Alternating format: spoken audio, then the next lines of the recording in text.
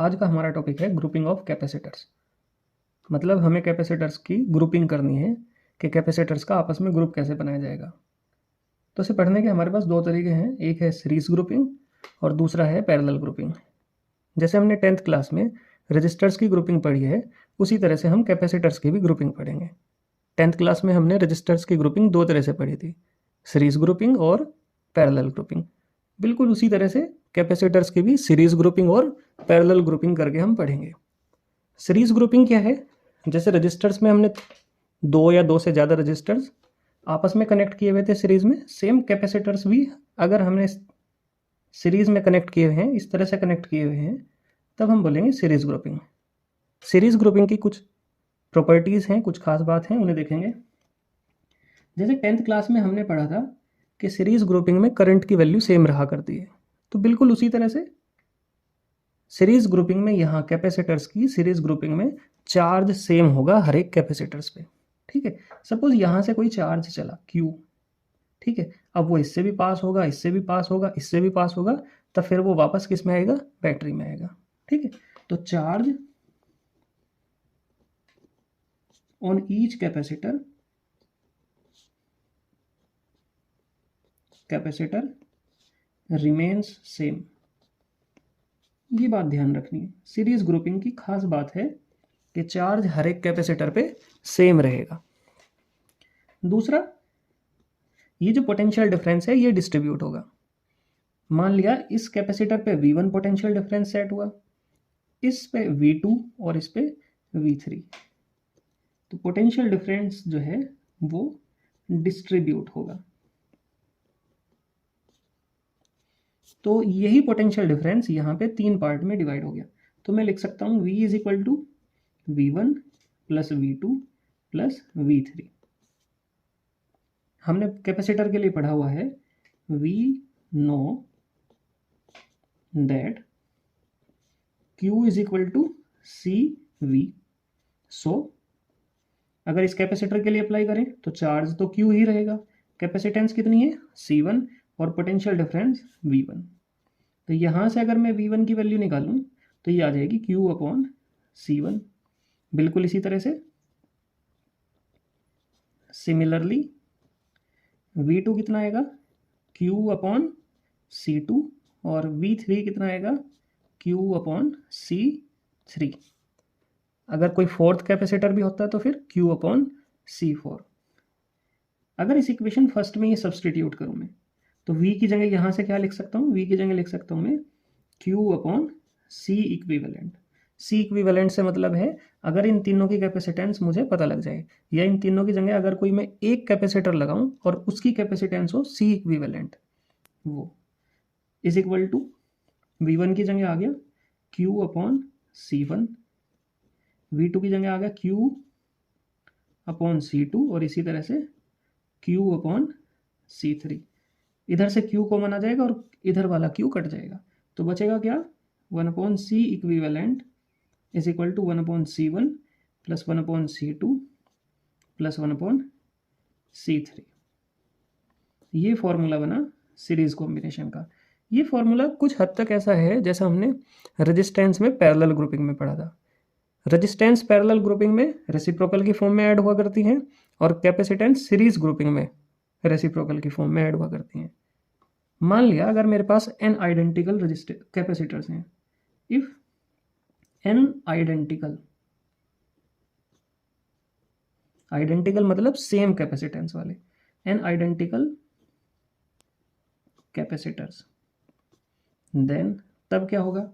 1 upon C E equivalent 1 upon C plus 1 upon C plus 1 upon C dash dash dash n times. LCM लेने की जरूरत ही नहीं पड़ने की, क्योंकि सबका डिनोमिनेटर सेम है। तो सबका डिनोमिनेटर सेम और एक को n बार जोड़ेंगे तो n आ जाएगा। दोनों साइड का रेसिप्रोकल करोगे तो C equivalent is equal to C upon n। इसका मतलब सीरीज ग्रुपिंग में कैपेसिटेंस हमेशा कम होगी। ठीक है, ये बात का ध्यान रखेंगे। आप यहाँ से देख पा रहे हैं कि कैपेसिटेंस जो है लगातार घटती जा रही है। अगर मान लिया आपके पास दो कैपेसिटर हैं जो C कैपेसिटेंस के हैं, तो उनकी जो टोटल कैपेसिटेंस होगी वो C अपॉन 2 होगी। अगर 3 है तो C/3। तो आप देख रहे हैं कि धीरे धीरे कैपेसिटेंस कम होती जा रही सीरीज ग्रुपिंग में। तो अगर आपके पास कुछ कैपेसिटर्स हैं और आप उनसे मिला के कुछ एक नया कैपेसिटेंस जनरेट करना चाहते हैं जिसकी कैपेसिटेंस उनसे कम हो, तो आप सीरीज कॉम्बिनेशन को यूज़ कर सकते हैं। सीरीज कॉम्बिनेशन में कैपेसिटेंस हमेशा कम होगी, ठीक है। उधर अगर पैरेलल ग्रुपिंग की बात करी जाए तो पैरेलल ग्रुपिंग में क्या सेम होगा? आपने रेजिस्टेंस में पढ़ा था कि पैरेलल ग्रुपिंग में पोटेंशियल डिफरेंस सेम होगा। तो बिल्कुल ऐसे ही यहाँ पे इस पे भी पोटेंशियल डिफरेंस V, इस पे भी पोटेंशियल डिफरेंस V, और यहाँ भी पोटेंशियल डिफरेंस V, जबकि वहाँ पे करंट डिस्ट्रीब्यूट होता था। तो ऐसे ही यहाँ पे चार्ज डिस्ट्रीब्यूट होगा। मान लिया यहाँ पे चार्ज Q1, यहाँ पे चार्ज Q2 और यहाँ पे चार्ज Q3। तो ध्यान रखने वाली बात क्या है कि चार्ज तो डिस्ट्रीब्यूट होगा, चार्ज बढ़ जाएगा। और ये बात ध्यान रखेंगे हम कि चार्ज कैपेसिटी के हिसाब से ही चेंज होगा। मान लिया अगर इनकी सबकी कैपेसिटेंस सेम है तो इन पे चार्ज बटेगा तो जरूर, लेकिन बराबर बराबर बटेगा, ठीक है। इस बात का ध्यान रखेंगे। तो चार्ज डिस्ट्रीब्यूट्स, और दूसरा potential difference remains same across each capacitor. हर एक कैपेसिटर के अक्रॉस पोटेंशियल डिफरेंस सेम होगा, ठीक है। तो ये जो Q चार्ज है ये 3 पार्ट में डिवाइड हो गया। तो मतलब मैं Q को लिख सकता हूँ Q1 plus Q2 plus Q3। अगर और ज़्यादा कैपेसिटर होते तो इसी तरह से फिर मैं इस सीरीज़ को ऐसे ही चला के रखता। हमें अच्छे से पता है कैपेसिटेंस के केस में वी नो दैट कि Q is equal to CV। So तो जब मैं Q1 की वैल्यू निकालूंगा तो ये बन जाएगा C1V। इसी तरह से Q2 निकालूंगा तो C2V, और इसी तरह से Q3 निकालूंगा तो C3V, क्योंकि V तो सबके लिए सेम है। सो अगर इन सब वैल्यूज़ को यहाँ सब्सटीट्यूट किया जाए इक्वेशन फर्स्ट में, Q की जगह तो आगे C इक्विवेलेंट और V, क्योंकि Q की जगह तो C भी लिखेंगे हम, और C इक्विवेलेंट से मतलब है इन तीनों की total capacitance C1V C2V plus C3V। इनमें से V कॉमन है और इधर का V कट गया, तो C इक्विवेलेंट बना C1 plus C2 plus C3। सीधे सीधे दिखाई दे रही कि कैपेसिटेंस जो है जुड़ती जा रही, मतलब पैरेलल ग्रुपिंग में कैपेसिटेंस बढ़ जाएगी। फॉर n आइडेंटिकल कैपेसिटेंस, अगर आपके पास n आइडेंटिकल कैपेसिटर्स हैं, देन C इक्विवेलेंट हो जाएगा C plus C plus C और dash dash dash n times. आप C को n बार जोड़ोगे तो ये बन जाएगा NC या n से मल्टीप्लाई, ठीक है। तो इसका मतलब अगर आपके पास 2 कैपेसिटर हैं आइडेंटिकल कैपेसिटेंस वाले तो कैपेसिटेंस 2 गुनी हो जाएगी, 4 हैं 4 गुनी हो जाएगी, ठीक है। इस तरह से आप समझेंगे कि पैरेलल ग्रुपिंग में कैपेसिटेंस बढ़ेगी और सीरीज ग्रुपिंग में कैपेसिटेंस घटेगी।